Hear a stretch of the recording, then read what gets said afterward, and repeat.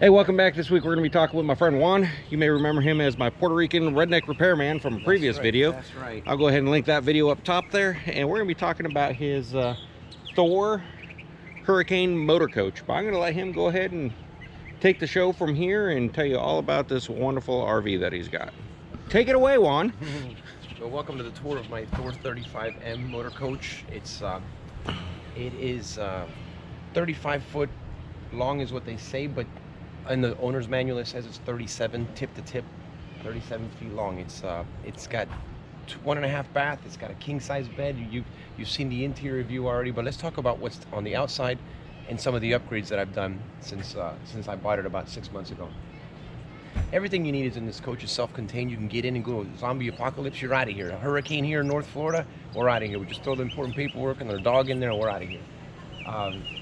It is a real good coach. It looks like it's hard to drive because it's really big, but believe it or not, it takes turns quite nicely and it's got enough power that even in the mountains of Tennessee, I was still going no less than 60 miles an hour towing my Traverse. So let's get started with the tour here.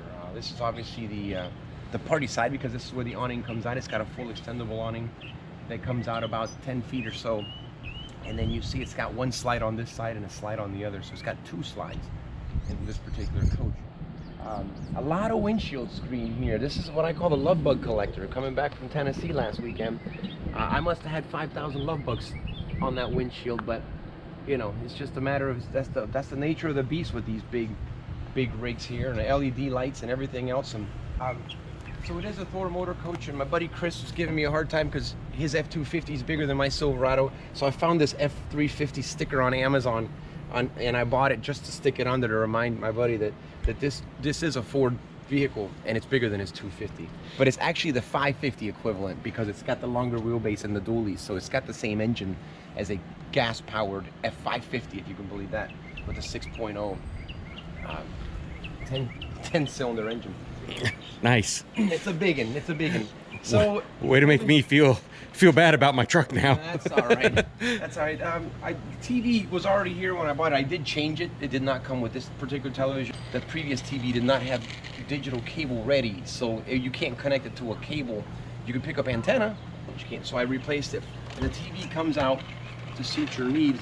But one of the things I did is that there was a radio inside the bedroom that would power these 2 speakers. And that's right. Yeah. And it was ridiculous because if I want to turn up the volume or if I want to change a station, I would have had to go all the way inside, walk all the way over there, and then come back. It was just ridiculous.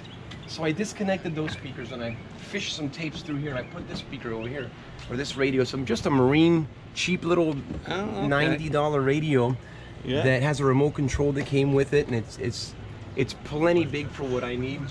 And it controls these speakers. And I also connected the TV through the speakers, which is an option that wasn't available on my previous TV also. Okay, so you almost have surround sound. It's like a surround sound. And here's what with I 2 like about these speakers. speakers is my last coach, the speakers were up high.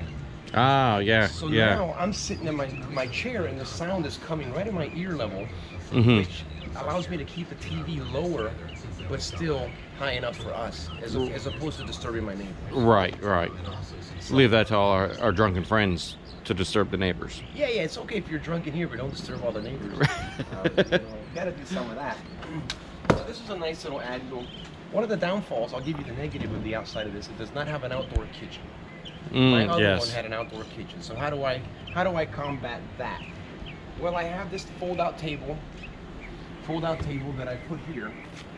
And then I have I bought this hot plate on Walmart.com. And I set it on the table so I could still cook outside because, believe it or not, this is actually better than my old gas one because the wind doesn't blow this one out. Right. You know, so this is actually, and I don't have to depend on propane running out for this. I just plug it in, and if I don't have power, I can just run my generator, and I got power now, and I can cook whatever. Well, that is the bonus of having a Class A or a large fifth wheel is a lot of them do come with that onboard generator. So you don't know you need it until you have one, and then all of a sudden you're like, wait a minute, I don't have to be without. Watch this, boom, and then I park anywhere and still got power. Yeah. So then I put my little barbecue grill on the table, and basically I created an outdoor kitchen space. And one of the things that was getting me was I didn't have any water on this side. There was no water outlet, so I installed this. This did not come with the coach. I put this here myself. This spray nozzle here. Oh, wow. And it's just a quick disconnect. spray nozzle that I attach, I could have got them cold and hot, but I chose just to get the cold water. It allows me to have water out here. Oh, there you go. And then I can still wash pots and pans. We don't like to wash pots and pans inside of our coach because A, they take up a lot. They're clunky. And RV sinks are generally smaller. Right, yeah. So I wash them out here. And then when I'm not using it, I pull it out and I get rid of it. And then this is my water intake for my onboard water that I usually keep about 5-10 gallons in there. So if I'm on the road and I need to flush a toilet, it's not, you know, I don't not adding too much weight, but still, you know, you got the functionality of your sinks and we're toilets. Not going to take a shower. Right. You know, we're not going to be on the road without water hookup taking a shower. That's just for toilets and washing our hands. That's all we really care about. Right. One of the other things I've done with this particular coach is this other upgrade I did, where I added this to my propane tank.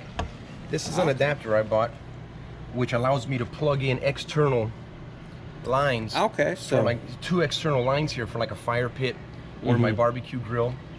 So that way you don't have to carry around a second canister or. And I even have the hose that connects instead of using those little green tanks. Right, for your barbecue. I can use the hose right into my $30 Walmart grill that I love because I like using them for a year and then throwing them away. You know, I just don't.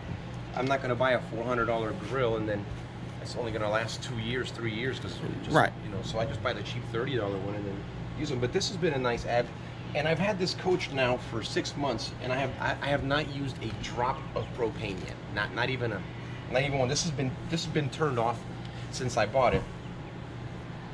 The reason is it hasn't been cold enough to run the heater. The heater will run off the propane. And I usually just use the when we cook outside on our stove. Right. Okay, well, I mean, it's an option. It is an option. I mean, if you got the power to run electric, why run gas? Yeah, why use my gas? Right. Plenty of storage. As you can see, there's plenty of storage. Some of these go all the way through, some of them don't. Okay. Back here in the back, it's got a ladder. And then we do tow our Traverse. So this Falcon 2 unit that connects to the Traverse, we'll make another video of that one of these days to show you how we do that. Okay. But yeah, I've never hooked up a tow vehicle before, so it's actually pretty neat. And this RV has so much power that I don't even feel that it's back there.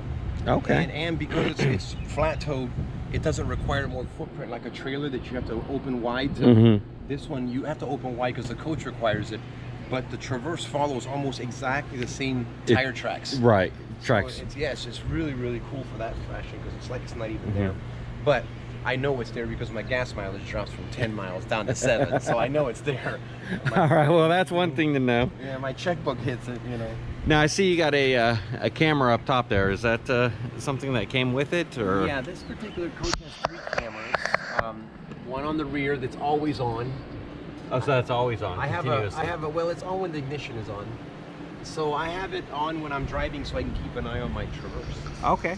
You know, I have it that way because I'm not a very experienced RVer. I'm just, you know, you know, this is just us weekenders having a great time. Right. So I want to keep an eye on my, you know, my asset back here, my Traverse. Make sure it's still there while you're driving. I don't want to show up 200 miles later and I dropped my car off back, you know, 200 miles ago.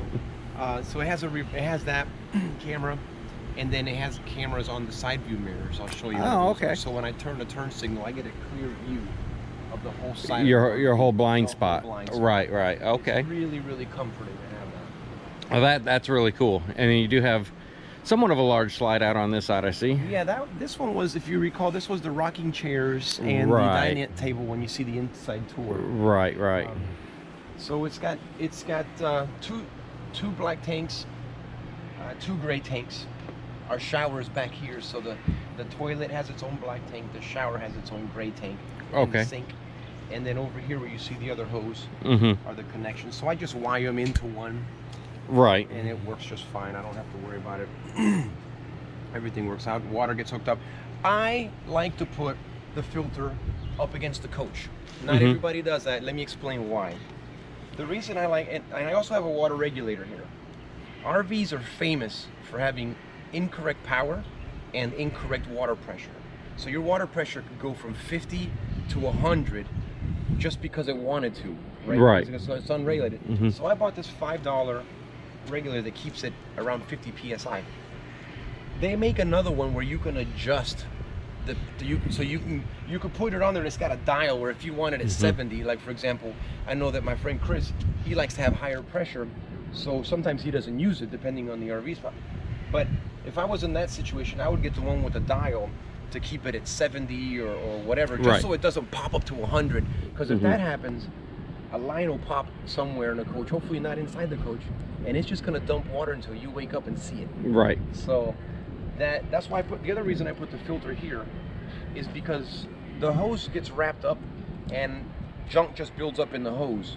So I want that last fighting chance to siphon out anything that's in the hose through the filter, as opposed to putting it all the way at the end. That's why I put it right here. And I had to buy this 90-degree elbow because it was just putting too much stress. It comes with these flex lines you can put over here on this side, but it was still it looked too stressful for this little piece of plastic. Right. So I bought and that's what I'd like to do with mine, but you see my closet inside, I don't have no space for the filter in there, so that would take some jiggling around, I think. Yeah. Shower unit out here, if I were to open this up, you'd see it has a hot water, cold water little shower head. Okay. Generator is over here. No.